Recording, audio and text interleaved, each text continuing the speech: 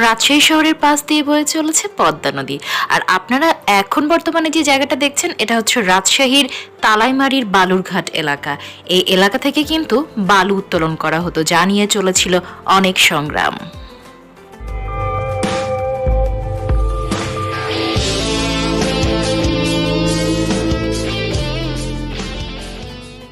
আসসালামু আলাইকুম। আশা করি যে যেখানে বসে আমার ভিডিওটি দেখছেন আপনারা সকলে ভালো আছেন আর ভালো থাকেন, এটাই সবসময় চাই। আমি রেজানা হাক্তা নিয়ে চলে এসেছি আজকে অন্যান্য দিনের মতো নতুন আরেকটি ব্লগ নিয়ে।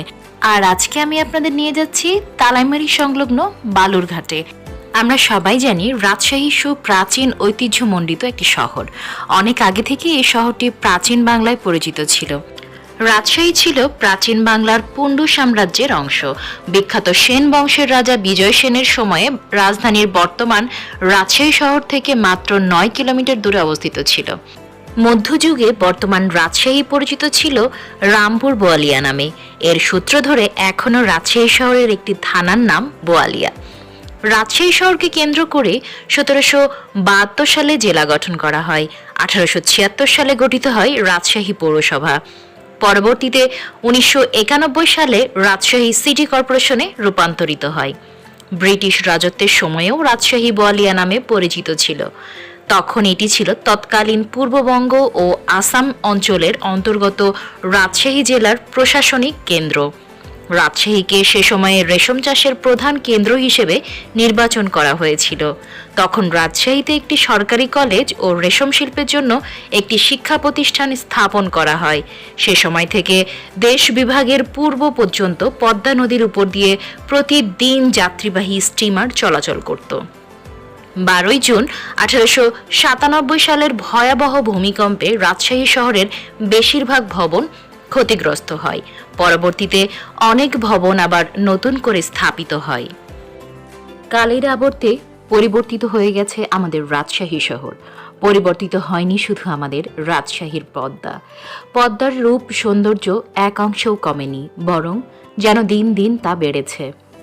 রাজশাহী শহরের সৌন্দর্য যেমন পদ্মার জন্য অনেকাংশেই বেড়ে যায়, তেমন এই পদ্মা নদীকে ঘিরে কিন্তু অনেক ঘটনাই আমাদের রাজশাহীতে ঘটে যায়। আপনারা বর্তমানে দেখতে পাচ্ছেন যে এরিয়াটায় আমি এসেছি, এটা কিন্তু রাজশাহীর তালাইমারি সংলগ্ন বালুরঘাট এরিয়া। এখান থেকে কিন্তু বালু উত্তোলন করা হয়। আপনারা যে ট্রাকগুলো দেখতে পাচ্ছেন, এই ট্রাক ভরে কিন্তু বালু উত্তোলন করে নিয়ে যাওয়া হয়। তবে রাজশাহী শহর যেহেতু পদ্মা ঘেঁষা শহর, তো সেক্ষেত্রে আমাদের আসলে খেয়াল রাখতে হবে অবৈধভাবে যেন বালু উত্তোলন করা না হয়। এক্ষেত্রে নদী রক্ষা করতে হয়তো আমরা পারবো না, যা আমাদের দেশের বা আমাদের শহরের জন্য অনেক বেশি ভয়াবহ রূপ নেবে বলে আমার মনে হয়। সেক্ষেত্রে নদী রক্ষায় এবং রাজশাহীর পরিবেশ ও প্রতিবেশ সুস্থ রাখতে আমাদের সবাইকে কাজ করতে হবে। আর যাই হোক, রাজশাহীর স্বার্থে কোনোভাবেই পদ্মাকে গলা টিপে হত্যা করা যাবে না। আমরা যারা নদী তীরবর্তী এলাকায় বসবাস করি তাদের জন্য আসলে যতটা দেখা যায় ততটা সুন্দর না জীবনযাপন করা, কেননা নদী তীরবর্তী এলাকাতে বিভিন্ন ধরনের অপরাধ কর্ম সংঘটিত হয়ে থাকে। রাজশাহীর তালাইমারি সংলগ্ন বালুরঘাট এলাকাটাও কিন্তু এর বহির্ভূত না। আসলে ভালো মন্দ নিয়েই আমাদের জীবন। আর সব জায়গাতেই কিছু লোক আছে যারা স্বপ্নের জগতে বাস করে, আবার কিছু লোক আছে যারা বাস্তবতার মুখোমুখি হয়। তারপরে এমন ব্যক্তিরাও আছেন যারা একটিকে অপরটিতে পরিণত করে।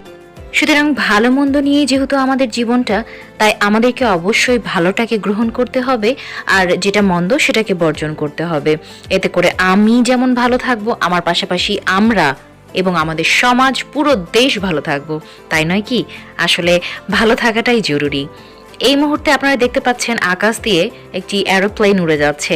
এটা কিন্তু আমরা ছোটবেলায় যখন দেখতাম যে প্লেন উড়ে যাচ্ছে, খুব মজা পেয়ে কিন্তু দৌড় দিয়ে আকাশের দিকে তাকায় থাকতাম আর চিৎকার করে বলতাম প্লেন যাচ্ছে, প্লেন যাচ্ছে। এই ভাবটা কিন্তু এখনো আছে আমার মাঝেও। যদি থেকে থাকে তার মানে আপনাদের মাঝেও আছে। কি কজনার মধ্যে এই অনুভূতিটা কাজ করে এখনো, বলেন তো? সে যাই হোক, আমি কিন্তু কথায় কথায় আপনাদেরকে রাজশাহীর তালাইমারির বালুরঘাট এরিয়ার অনেকটা অংশই দেখিয়ে ফেলেছি। এখানে আসলে আজকে আমার মতো আরো অনেকেই এসেছে ঘুরে দেখতে। আর ওই যে দূরে দেখতে পাচ্ছেন, ওখানে জেলেরা মাছ ধরছে, যেটা আমি কিনা আপনাদের গত পর্বে দেখিয়েছি, এবং সেই মাছ রান্না করাও কিন্তু আমি দেখিয়েছি। আর সত্যি বলতে কি, মাছটা কিন্তু অসম্ভব টেস্টি ছিল।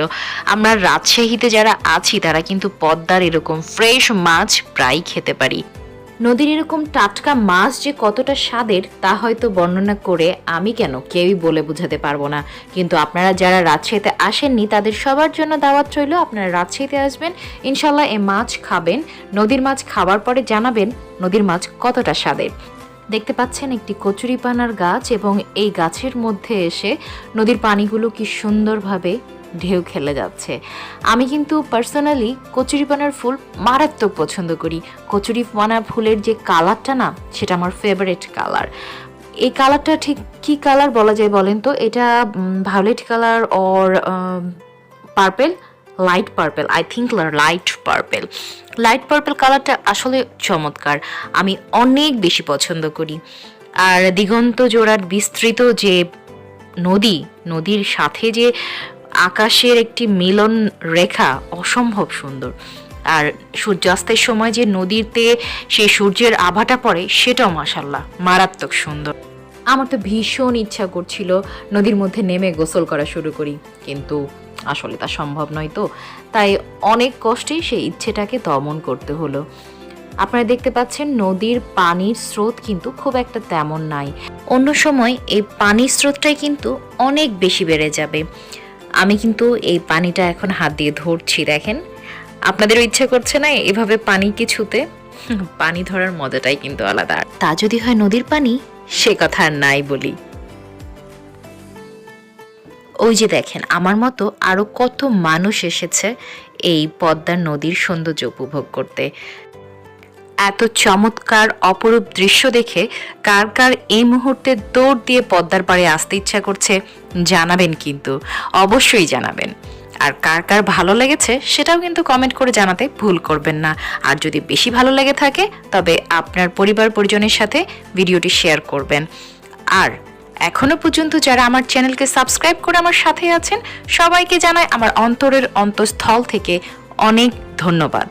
আর যারা এখনো আমার চ্যানেলকে সাবস্ক্রাইব করেননি, প্লিজ পাশে থাকা বেল আইকনটি প্রেস করে আমার চ্যানেলকে সাবস্ক্রাইব করে আমার সাথেই থাকবেন, যেন ভিডিও আপলোডের সাথে সাথে নোটিফিকেশন চলে যায় আপনাদের কাছে। আর আপনারা যদি উৎসাহ দেন তবেই কিন্তু ভিডিও করার উৎসাহ আরও অনেক বেশি বেড়ে যায়, এবং আপনাদের জন্য এমন নতুন নতুন ভিডিও নিয়ে চলে আসতে পারি। এরকম সুন্দর একটা আবহাওয়ায় এভাবে গোসল করতে কার না মন চাচ্ছে, তাই না বলেন? আর সেই সাথে দেখতে পাচ্ছেন পাখিটাও কি সুন্দর তার মাথার ওপর দিয়ে উঠছে। আমার তো ভীষণ ভালো লাগছিল, এই জন্য কিছুক্ষণ ধরে রেখেছিলাম। তবে আর ধরে রাখছি না, আমি এখন বিদায় নিব, চলে যাব বাসার দিকে। অস্তমিত সূর্যর সাথে বিদায় নিচ্ছি আমিও। ইনশাআল্লাহ দেখা হবে সবার সাথে আবারও খুব তাড়াতাড়ি। সেই পর্যন্ত যে যেখানে আছেন ভালো থাকেন, সুস্থ থাকেন। আল্লাহ হাফেজ।